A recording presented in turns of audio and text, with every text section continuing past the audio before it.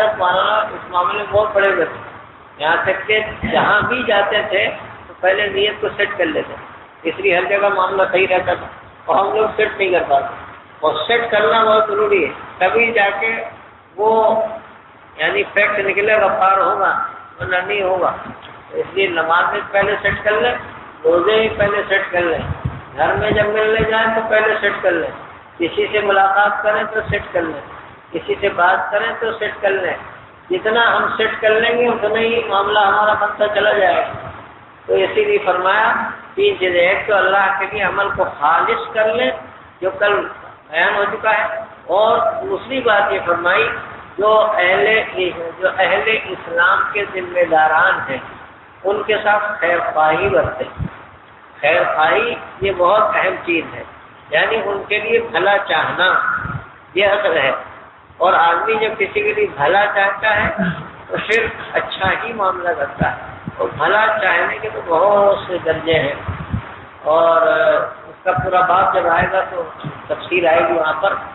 النصیحہ باب النصیحہ، نصیحہ کہتے کس کو، یعنی کبھی کسی کو ٹوک کر اور کبھی کسی کو دے کر، کبھی روک کر کبھی دے کر، کبھی ڈانٹ کر کبھی سمجھا کر، کبھی توڑ کر کبھی جوڑ کر، جہاں جیسی ضرورت ہو ویسا آپ کریں کہ اس کے لیے بہتر کیا ہے اور اس کے لیے بھلا کیا ہے۔ دوسروں کے لیے بھلا چاہنا، دوسروں کے لیے بھلائی کی فکر کرنا، یہ ہے خیر خواہی، یہ نہیں مس گائیڈ جیسے آج کل کر دیتے ہیں نا لوگ۔ ہم نے دیکھا ہوگا آج کی نوجوان بالوں پوچھا کسی نے راستہ بھٹک گیا تھا، راستے پوچھا کہ ہم کو فلاں جگہ جانا ہے کدھر جائیں، تو الٹا بتا دیا مس گائیڈ کرنے، تو بیچارہ چلا جا رہا ہے 2 کلومیٹر کے بعد معلومات ہے غلط بتا دیا تھا انہوں نے، پھر واپس وہاں سے آ رہا ہے۔ ایسے ہی معاملات میں کوئی آپ کو مشورہ کر رہا ہے، کوئی آپ سے کچھ پوچھ رہا ہے، تو آپ نے اس کو ایسے کام میں مبتلا کر دیا کہ گویا کہ آپ کو چھٹکارا مل گیا، اور آپ سے بچنا چاہتے تو آپ نے مس گائیڈ کر کے غلط اس میں لگا کر آپ نے اپنا کام نکال لیا۔ یہ صحیح نہیں، بلکہ خیر خواہی ہونی چاہیے، اور دوسرے کو ولزوم جماعتہم، اور مسلمانوں کی جماعت کے ساتھ وابستہ رہنا، جماعتوں میں نہ بٹنا، پارٹیوں میں نہ بٹنا، برادریوں میں نہ بٹنا، تمام مسلمانوں کے ایک جماعت سمجھنا۔ یہ جماعت نہیں ہماری جماعت ان کی جماعت ان کی جماعت، یہ تو غیر اسلامی ہے، اس کا اسلام سے اتنا بھی کوئی تعلق نہیں۔ اگر کوئی کہتا ہے یہ میری جماعت ہے، یہ آپ کی جماعت ہے، یہ فلاں کی جماعت ہے، ایسا کچھ نہیں ہے۔ اسلام میں جماعت صرف ایک ہے، اور وہ ہے مسلمانوں کی جماعت، اس کے علاوہ کسی جماعت کا ثبوت نہیں ہے عہد صحابہ سے لے کے اس وقت تک۔ اسی لیے ہمارے حضرت مولانا الیاس صاحب رحمۃ اللہ علیہ نے بار بار یہ بات کہی، دیکھو اس کو جماعت مت بنانا، یہ کام ہے اس کو جماعت مت بنانا۔ اور پھر اس کے بعد اور بہت سی باتیں مولانا نے فرمائی کہ جماعت نہیں ہے، یہ تصور غلط ہے۔ جن لوگوں کا ذہن میں آ جاتا ہے کہ جماعت ہے فلاں جماعت ہے فلاں جماعت ہے، اس کا کوئی اسلام سے تعلق نہیں، ہر مسلمان جماعت میں شامل ہے، جو بھی مسلمان جیسا بھی ہے، کانا ہے پترا ہے لنگڑا ہے لولا ہے کیسا ہی ہے، اگر ہے مسلمان تو جماعت میں مسلمانوں میں شامل ہے، اور اللہ تعالیٰ کا ہاتھ جماعت پر ہے، اور اللہ کی معیت جماعت کو حاصل ہے،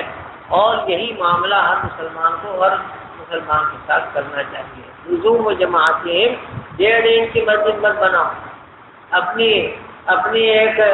اپنی چیز لے کر کوئی سب سے الگ نہ ہو جاؤ، بلکہ سب کے ساتھ رہو۔ فرمایا جب ان کے ساتھ رہو گے تو ان کی دعائیں تم کو اپنے دلوں میں لیے رہیں گی، تمہارے پیچھے سے تمہاری پشپناہی کرتے رہیں گی، اور تم کو اپنے گھیرے میں لیے رہیں گی۔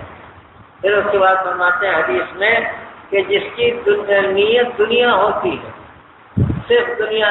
بیچارہ دنیا کے چکر میں پڑا رہتا ہے، اس کا اوڑھنا بچھونا گویا کہ دنیا رہتا ہے، یعنی جب دل کا تعلق دنیا سے ہو جائے، نیت دنیا اس نے رکھی ہو، جو کام کرے گا دنیا کے لیے کرے گا تو کیا حال ہوگا؟ تو فرماتے ہیں حدیث میں کہ اللہ تعالیٰ اس کے سامنے فقر و فاقے کا ہوا کھڑا رہے گا۔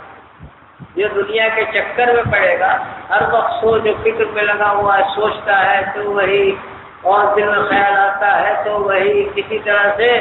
دنیا اس کو مل جائے، ارے دنیا ملے گی لیکن دنیا کے معاملہ بقدر ضرورت، بقدر ضرورت اس کے بارے میں سوچنا، حلال کمائی کے لیے سوچنا کوئی بری بات نہیں، لیکن یہ نہیں کہ ہم نے بس نیت یہی کر رکھی ہے۔ تو اللہ تعالیٰ فرمایا رسول پاک علیہ السلام کا ارشاد ہے کہ اللہ تعالیٰ فقر و فاقے کا حکم اس کے سامنے کھڑا کر دیتا ہے اور اس کا کام بھی نہیں بنتا۔ بشک تو علیہ سے آتا ہوں، اس کے کاروبار کو، اس کے کھیتیوں کو، یا اس کے جو کام کر رہا ہے اس کو پراگندہ کر دیتا ہے، اس لیے کہ سارے کام اللہ کے ہاتھ میں، ساری چابیاں تو وہی ہیں، سارے بٹن تو اللہ کے یہاں ہیں، جو بٹن دبا دے گا کام ہو جائے گا۔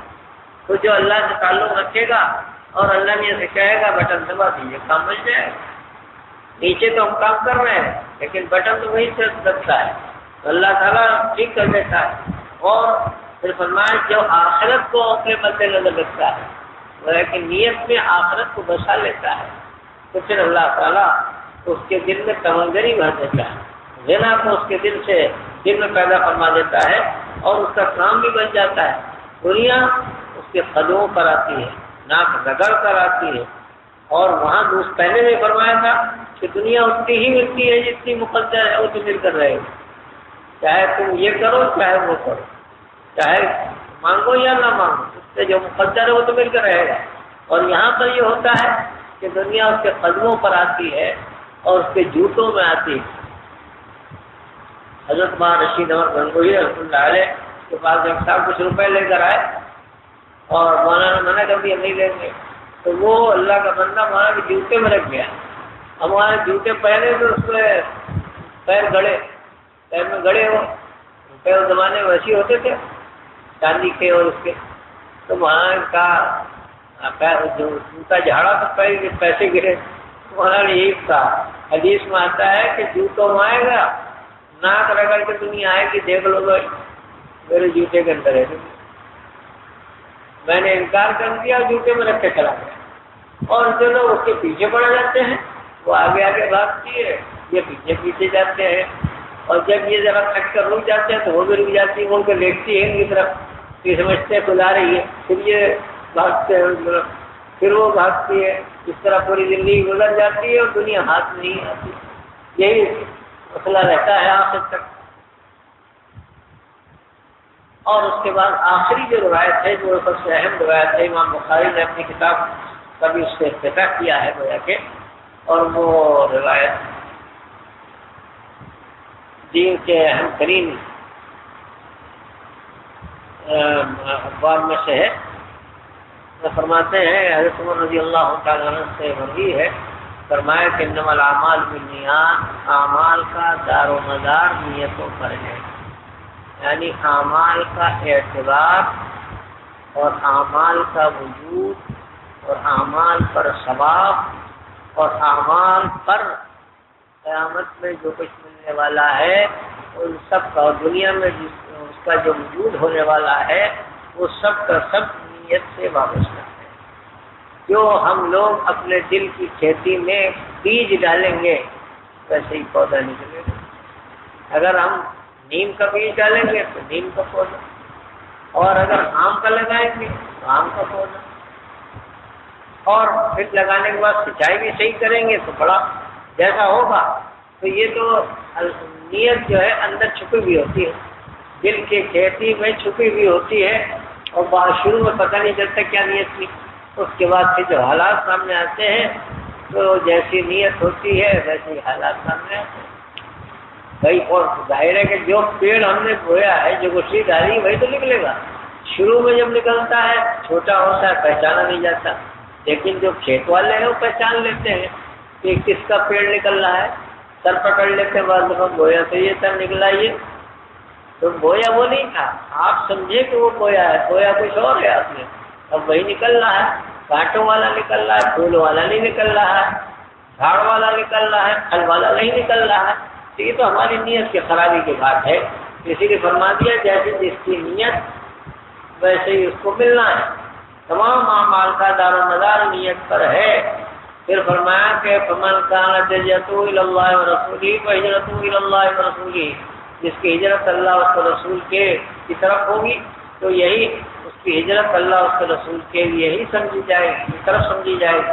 اور جس کی ہجرت دنیا کے لیے ہوگی یا کسی عورت کے لیے ہوگی تو جس کے لیے اس نے کی ہے اسی کے حساب میں ڈالی جائے گی۔ تو معاملہ سارا نیت کا ہے۔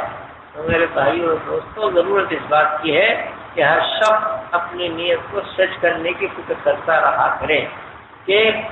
جو کام بھی ہم لوگ کریں وہ نیت کی استحضار کے ساتھ کریں، تو انشاءاللہ نیت کے جو فوائد ہیں اور اخلاق کے جو منافع ہیں وہ حاصل ہو کر رہیں۔